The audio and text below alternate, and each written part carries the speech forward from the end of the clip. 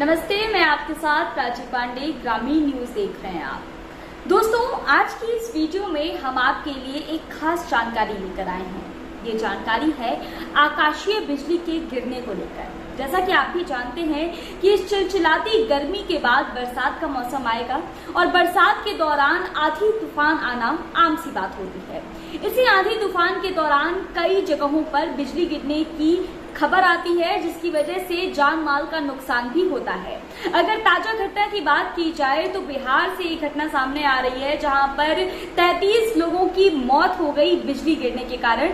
बारिश हुई और बारिश के पहले जो आंधी तूफान आया उस दौरान बिजली गिरी, जिसकी वजह से 33 लोगों की जान चली गई। इसको लेकर के बिहार सरकार लोगों को मुआवजा दे रही है, लेकिन इसमें ये जानने की जरूरत है दोस्तों कि आखिर बिजली गिरने का कारण क्या है, आखिर क्यों बिजली गिरती है, इससे बचने के उपाय क्या हैं, और बहुत सारी जानकारी आपको हम इस वीडियो में देने वाले हैं। तो बने रहिए इस वीडियो के एंड तक, देखते रहिए ये वीडियो। बरसाती मौसम में आकाश में दमकती बिजली के बारे में तमाम मनगढ़ंत कहानियां हैं, जो इसके वास्तविक विज्ञान से एकदम परे हैं। लेकिन जैसे जैसे हम बड़े हुए, इस बिजली का वास्तविक प्रकोप और सही परिभाषा भी समझ में आई। एक आसमानी बिजली में सूरज की तपन से 5 गुना ज्यादा तपन होती है। क्या आप जानते हैं कि ये जो बिजली आकाश में चमकती है, इसकी वजह क्या है? अगर नहीं तो सुनिए। ऐसे क्षेत्र जहां पहाड़ ज्यादा हों या बादल ज्यादा बनते हों, उन जगहों पर बादल से बादल या पहाड़ से बादल टकराने पर ऊर्जा पैदा होती है, जो एक्सरे किरणों से लैस होती है। इसके गिरने को थंडर क्लैप यानी बिजली गिरना या वज्रपात कहा जाता है। आइए इस बिजली के बनने और गिरने के वैज्ञानिक आधार को समझते हैं CROPC climate resilient observing system promotion council के चेयरपर्सन कर्नल संजय श्रीवास्तव जी से, जो बीते कई वर्षों से इस विषय पर काम कर रहे हैं। लाइटनिंग, वज्रपात या आकाशीय बिजली ये एक प्राकृतिक प्रक्रिया है जो मूलतः बादल के कणों के आपस में टकराने से होता है। सामान्य तौर पे जब जमीन पे ज़्यादा गर्मी होती है और उस पे भाप के कण पड़ते हैं तो वो काफ़ी तेज़ी से कन्वेक्शन के द्वारा आकाश में ऊपर की ओर जाते हैं। इनके तेज़ी से ऊपर जाने के कारण अचानक तापमान में कमी आती है और ये भाप, बादल या पानी के कण ये बर्फ में बदल जाते हैं और इनके ऊपर ये जो कन्वेक्शन क्लाउड बनता है, इनके ऊपर के क्षेत्र में एक पॉजिटिव चार्ज बनता है और इनके नीचे के इलाके में नेगेटिव चार्ज बनता है। जब भी धरती और इनके बीच में एक कंडक्टिंग मटेरियल मिलता है तो ये धरती की ओर आकर्षित होते हैं। मैं बताऊं, ये 2 तरीके के होते हैं। क्लाउड टू क्लाउड मतलब बादलों का आपस में टकराने से, ये क्लाउड टू ग्राउंड मतलब क्लाउड के धरती से या पहाड़ की चोटी से टकराने से।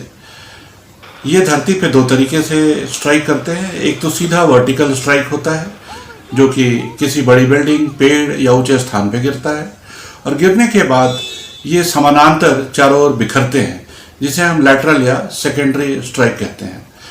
ये जो वर्टिकल स्ट्राइक होती है, इसमें मूलतः 3 तरीके की ऊर्जा होती है। इलेक्ट्रिक करंट होता है और ये बहुत तेज गति से हवा को चीरते हुए आते हैं, इसलिए थंडर क्रिएट होता है, जिससे शॉक वेव जनरेट होती है, और साथ साथ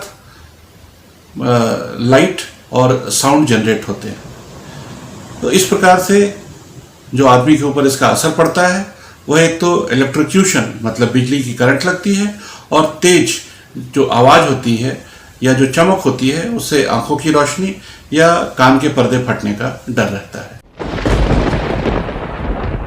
बिजली गिरना कहने में भले एक आम बात लगे, लेकिन इससे होने वाली मौतों के आंकड़े सिहरन पैदा करते हैं।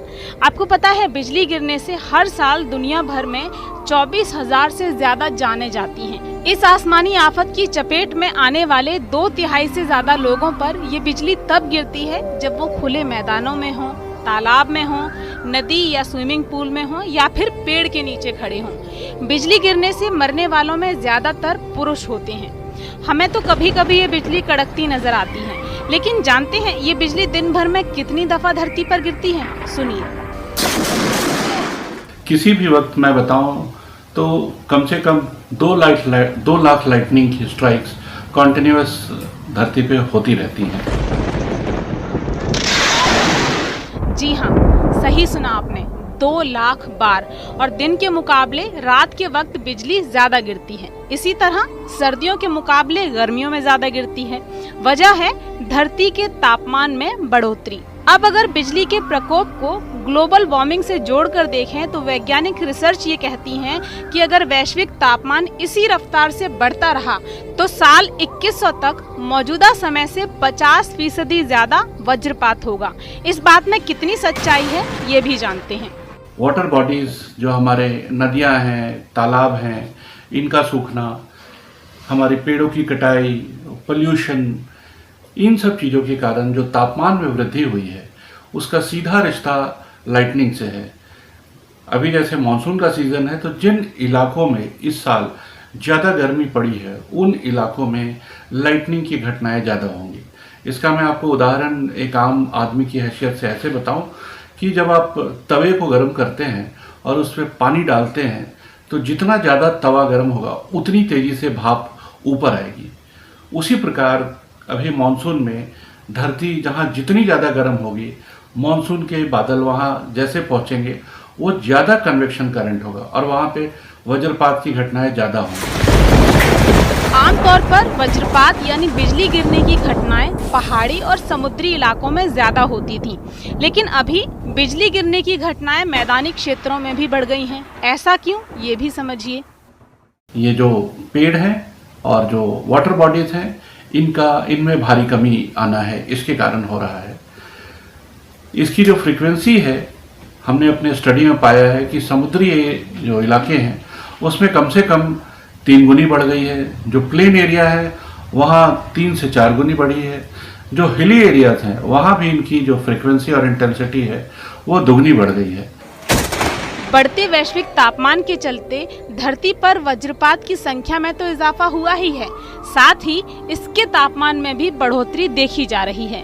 मैं अगर इस लाइटनिंग स्ट्राइक के जो एक करंट होती है, बोल्ट होती है, उसके तापमान की बात करूं तो वो आज 50,000 डिग्री सेंटीग्रेड मतलब सूर्य से भी लगभग 5 गुना ज़्यादा गर्म होता है। जहाँ तक उसमें बिजली के करंट की बात करें तो पहले 40 से 50 किलो एम्पियर करंट होती थी, आज वो कहीं बढ़ के 100-120 किलो एम्पियर हो रही है और कई इलाकों में तो हम लोगों ने 180-190 किलो एम्पियर करंट भी रिकॉर्ड किया है।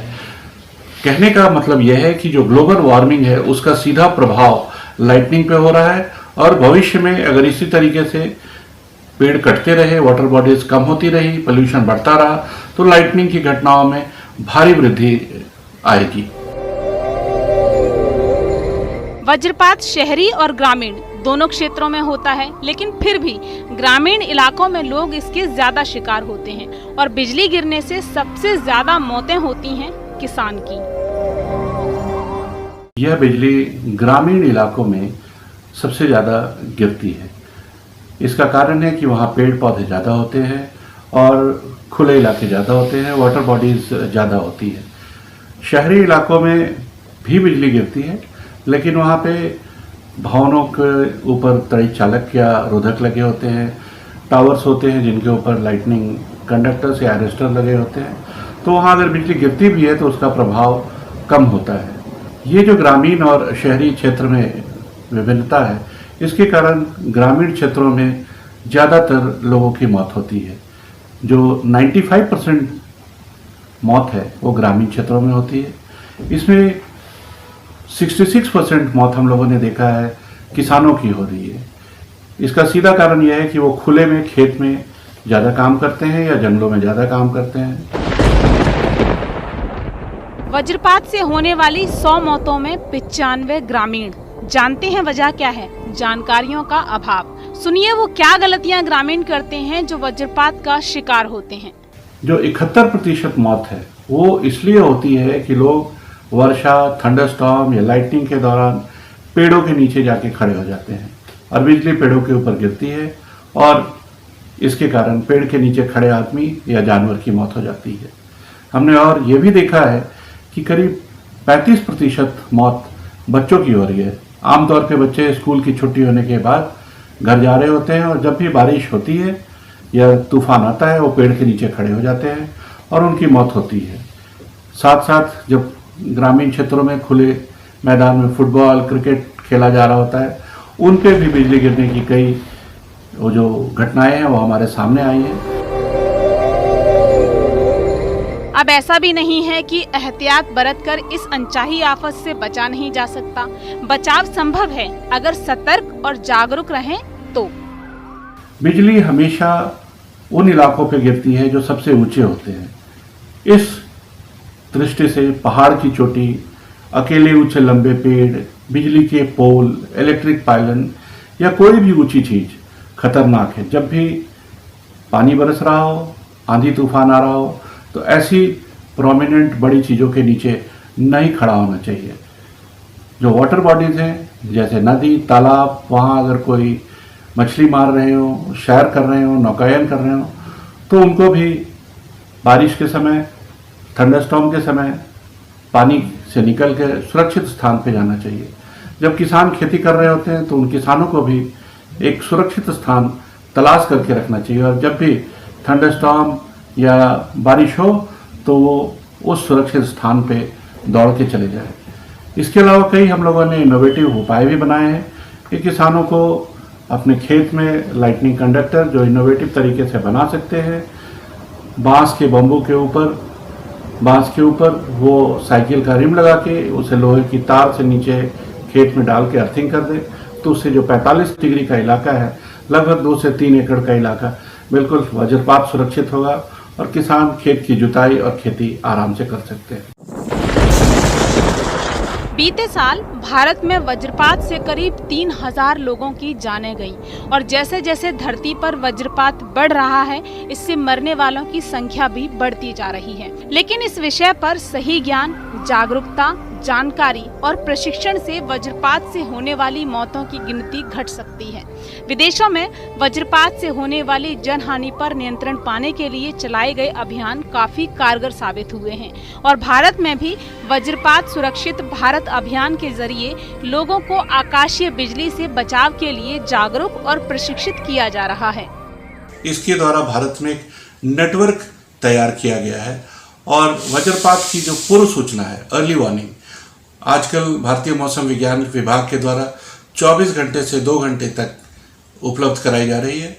इस सूचना को हम अंतिम छोर मतलब ग्रामीण स्कूलों में महिलाओं के बीच लेके जा रहे हैं और सबों को प्रशिक्षण दिया गया है कि जब भी वज्रपात हो तो वज्रपात के दौरान कभी पेड़ के नीचे खड़े नहीं हो, वज्रपात के दौरान नदी नालों या तालाब के पास नहीं खड़े हों, वज्रपात में अगर आप फंसी गए हों तो उसमें एक क्राउच पोजीशन आती है, इस तरीके से आप बैठ जाएं और एक लंबा टारगेट नहीं पेश करें तो इससे भी जान बच सकती है।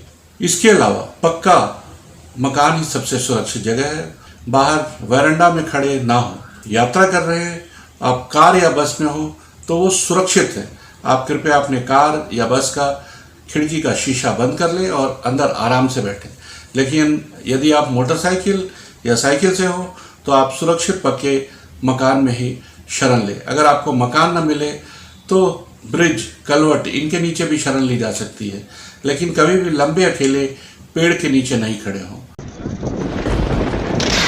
तमाम एहतियातों के बाद भी अगर कोई व्यक्ति इस मुसीबत का शिकार हो जाए तो तुरंत एक्शन लें, जल्द से जल्द उसे अस्पताल ले जाएं। समय पर इलाज मिलने से बिजली का शिकार हुए व्यक्ति के ठीक होने की संभावना रहती है। लेकिन अगर दिल और फेफड़े जल्द काम करना शुरू न करें तो ऐसी स्थिति में दिमाग को नुकसान होने का खतरा रहता है। वैसे जिन राज्यों में वज्रपात के प्रति जागरूकता आई है वहां वज्रपात से होने वाले नुकसान में 50 से 70% की कमी देखी गई है। इसलिए जरूरी है कि देश की आवाम वज्रपात के प्रति जागरूक हो। वज्रपात सुरक्षित भारत अभियान के अंतर्गत जनमानस में जागृति फैलाने के लिए एक वेबसाइट भी तैयार की गई है www.lightningcouncil.com। आप इस वेबसाइट पर विजिट करके वज्रपात से बचने के तरीकों को सीखें और समझें।